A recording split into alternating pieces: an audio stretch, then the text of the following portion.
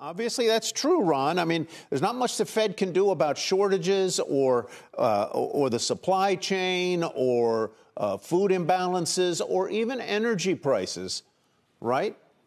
Yeah, and you know, everybody's suggesting that Jay Powell emulate Paul Volcker, and I said instead of being a Volcker, be a Vulcan. It's illogical to be going after inflation in this way. I mean, obviously the Fed needs to normalize interest rate policy, but Jay Powell himself on Wednesday, Tyler, as we all heard, said that we have nearly 2 open jobs for every unemployed worker. I just don't see where raising interest rates more aggressively, as some have suggested and demanded that the Fed do, solves any of these problems. We are literally short people in the United States, not just workers. We're short people. Population grew at its slowest pace ever last year. There's a bit of a baby bust that's starting to reverse a little bit. But we have constrictive immigration policy still, even as Joe Biden tries to reverse some of that.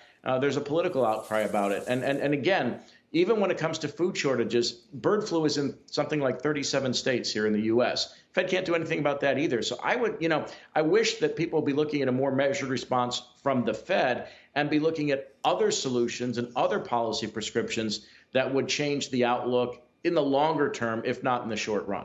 So then I guess my question is, if I stipulate that the Fed can't do things about bird flu or China or so on, are you critical of what they're doing, or are you saying at the same time that we need some breaks? We need some good luck on some of those things, like COVID, like bird flu, like the war.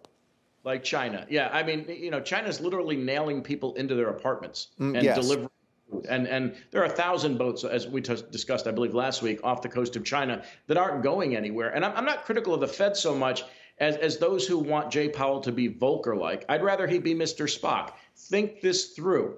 You know, when Volcker finally turned the corner on raising interest rates. You think he's not thinking it through? What tells you that he's not? I would say, well, certainly the people around him aren't. They're thinking that they're going to defeat inflation by raising interest rates when it's simply not the problem. It's not a policy issue. Fiscal policy is actually restrictive this year. When you look at first quarter GDP, the decline in government spending took 3 percentage points off growth in a minus 1.4% quarter. So we would have grown otherwise. And so we're certainly not counting on fiscal stimulus, probably nor should we at this juncture. But if you've got fiscal tightening and monetary tightening, it seems to me that the Fed's almost hell-bent on doing what Volcker did, which was to create a recession to drive down inflation when the two periods are not analogous in any way, shape, or form. All right, Ron, thank you very much. Have a great weekend. Wish your wife a happy Mother's Day. Same to you, sir.